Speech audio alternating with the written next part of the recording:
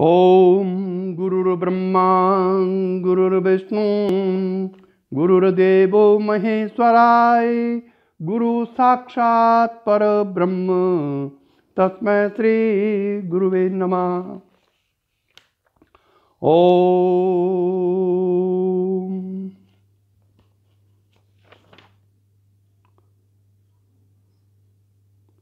Last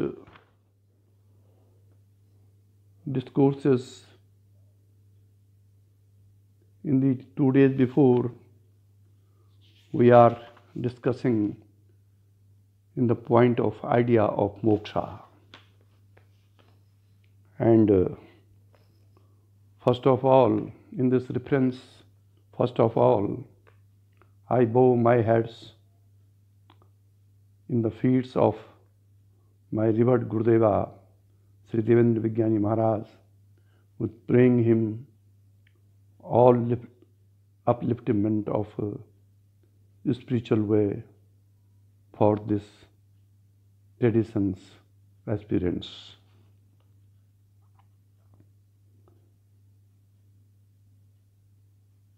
Now we are discussing about the idea of moksha as per previous references.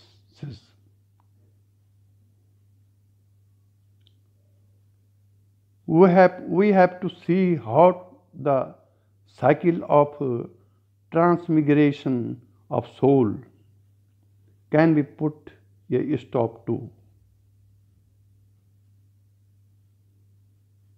There is no effect without a cause, and life as an effect must have a cause preceding it. It has been said above that mind stuff serves like a depository for the impressions or imprints of every perception, feeling and thought that act upon it, and these impressions remain there with a potentiality to be revived and brought into the action in due course of time. They serve as seeds for future action in this very life or in a future one. For all our activities have their origin in ideas and desires which are the direct outcome of the reminiscence of these impressions. This discourse I am doing from the Devatma Shakti, which is written in our tradition, famous Swami Vishnu Tirth Maharaj.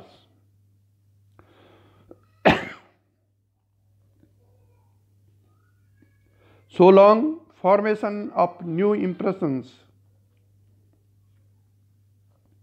continues and the past one have not been obliterated, there is no possibility of putting a stop to the rotations of the cycle of births and deaths. Therefore, for moksha to be attained, the acquisition of such means as bring about this result is a necessary condition precedent. How the formation of new impressions having no potentiality of causing future births can be brought about is the first of the scene.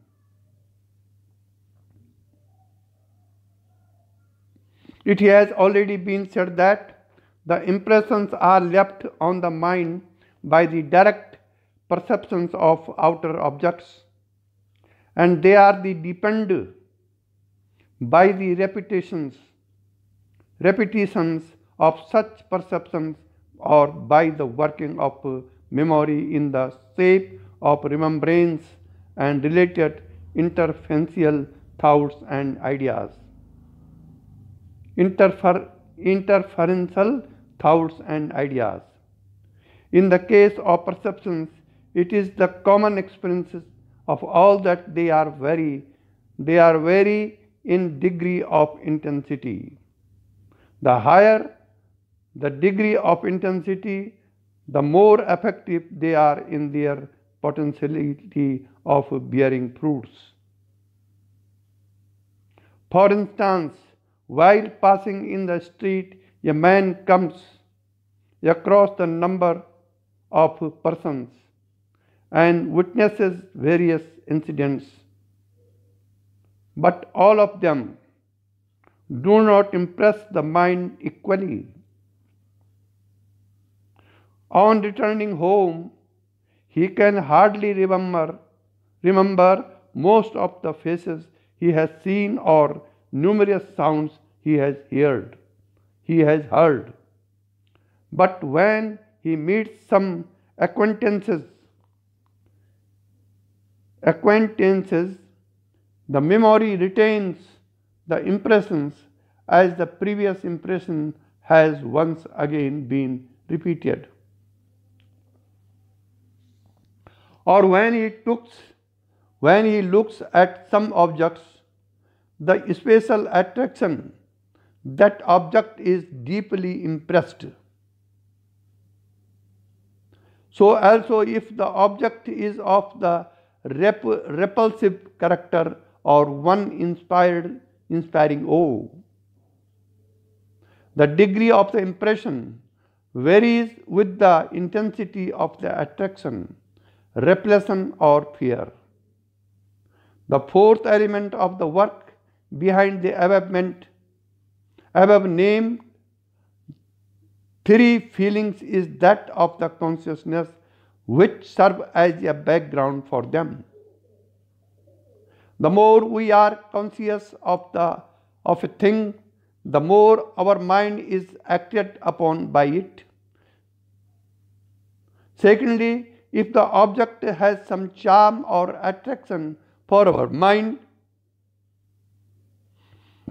Thirdly, if it creates the feeling of the repulsion or disgust.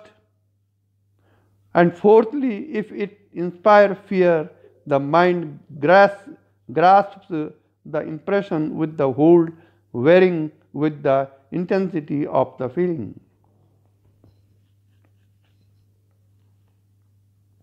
If the mind acquires a habit of the indifference and can stand proof to such feeling and remains unsoiled by them, the perceptions lose much of its force and the mind freed from them becomes the least receptive and equally least retentive.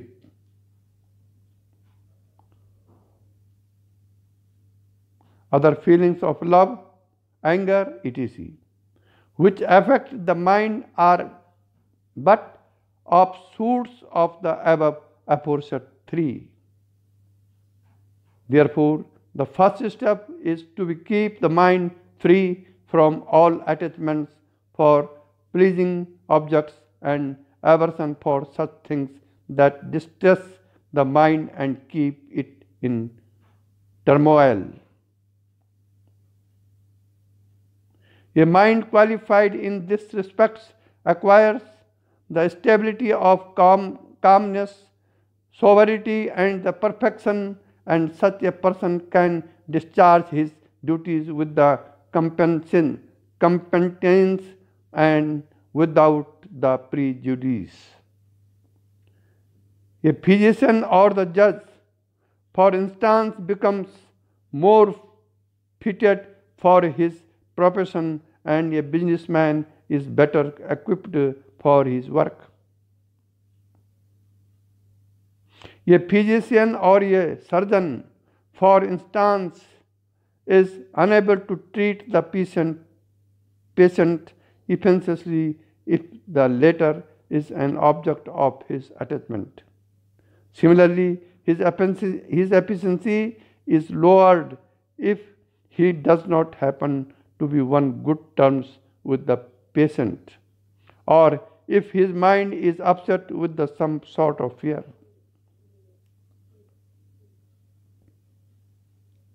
Thus, high efficiency coupled with unbiasedness is gained in the discharges of the duties, and the mind, though fully engaged, remains least impressed by the multifarious engagements.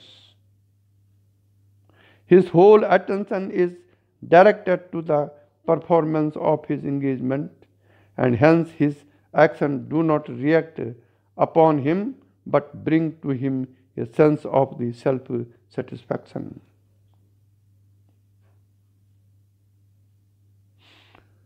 Consolation and contentment. Self-satisfaction, consolation and contentment. In this way, checking the growth of new impressions, one has as well to kill the potentiality of the past ones. Consciousness of one's self is the shape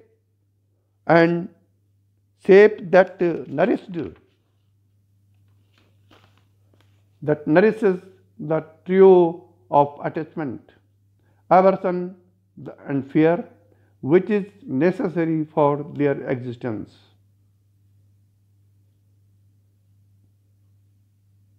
The hold of the latter is weakened with the fading of self-consciousness. Thus, when a man is absorbed in deep thinking, he loses the feeling of his self. In that busy state, the mind, though extremely active and thinking, remains calm and quiet without being the least affected by any of the disturbing elements. His surroundings, pleasant and unpleasant, neither offer an attraction to his mind nor affect it reversely. He becomes for the time immune to the influences of attraction, aversion, and fear. And in course of the time, the mind acquires a habit of such a high stability that it hardly tends to droop the level of the worldly likes and his dislikes, and ceases to be ever overawed.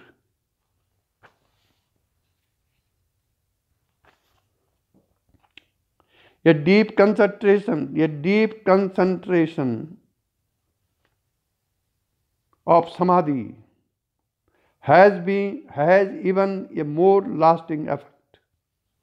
It makes the hold of these forces very feeble, because the mind in that state receiving the light of truth, which begins the dawn upon it through the peace of calmness. The stamp of that inward light fades the impression of the changing perceptions, which by the contrast begin to look unreal, transient, and of a passing show. They lost their potentiality, and their grip over the mind is loosened. Revelation of truth stamps its lasting mark over the mind, and its continuous inward flow makes the man contented and self-contained. His desires for the enjoyments and the pleasure are replaced by the realization of the permanent bliss. The worldly attraction ceases to charm him, and misfortunes lose the sting of horror.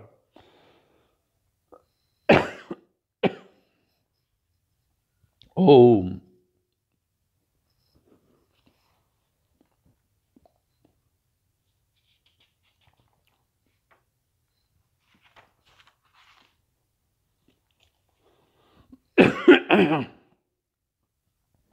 Good, bad, or indifferent habits that a man forms are the result of his repeated actions, which, as has already been said, leave their impressions on the mind. When they become very deeply imprinted, they give rise to involuntary motions to the mind and the body on the lines of those impressions. Sometimes hand, faces, shoulders, and other limbs of body acquire the peculiar motions by habit, independent of any volitions on the part of mind. In the beginning motion follows a corresponding volition.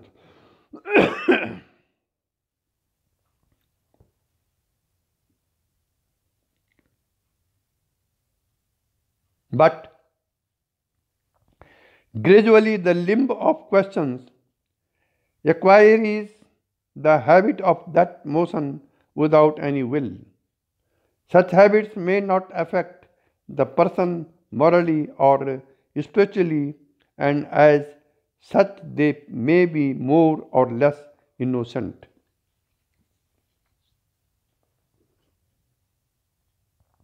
But when a mental habit is formed, it is potentially full of risks.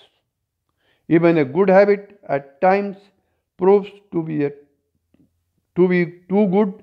Habits makes up the character of man and develop into instinct. The particular action and environments are soon lost behind the vistas of the past time, and memory lets them slip off its hold. But their influence on the mind lasts tyrannously throughout the life and even transmigration, the future birth.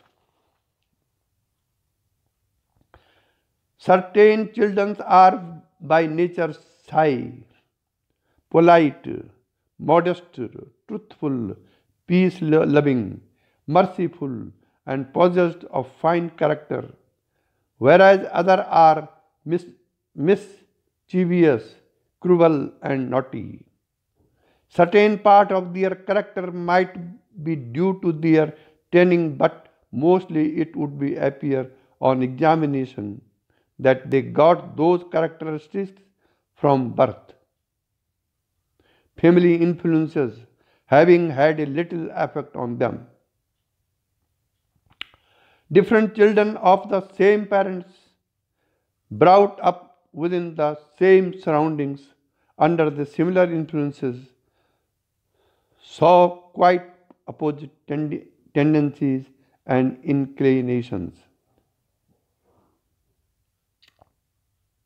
Character includes both good and bad habit and person has imbibed.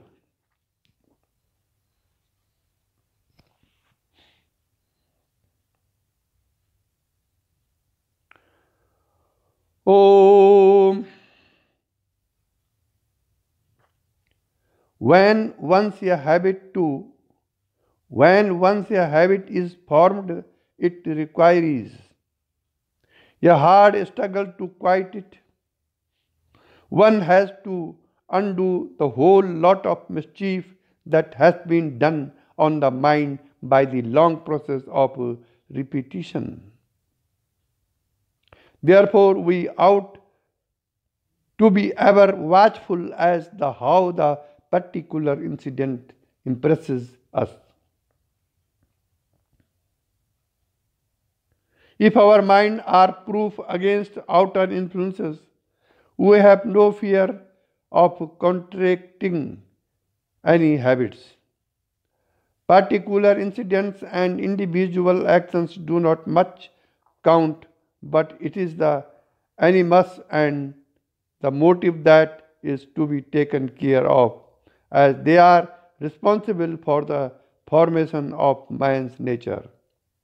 A person's social, moral, intellectual, and spiritual culture is thus built by the gradual discipline of mind through long thinking and by acting up to the ideal of his mode of living.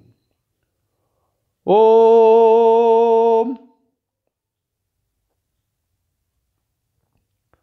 Thus, a mind free from the attachment and hatred, always deeply engrossed in high pursuits, not minding the likes and dislikes of the objective world or ups and downs of life. Steers through his mission with brave, fearless, and undaunted heart. He stands like a rock against the waves of seething ocean of life.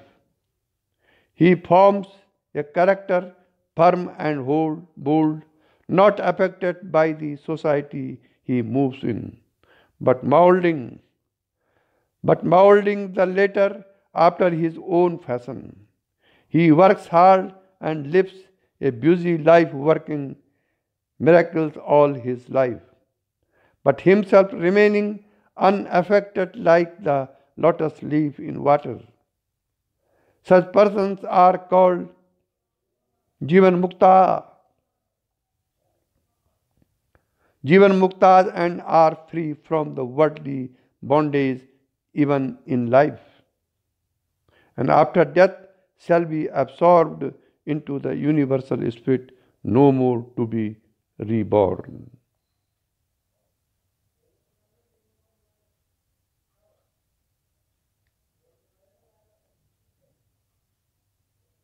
Hear it again.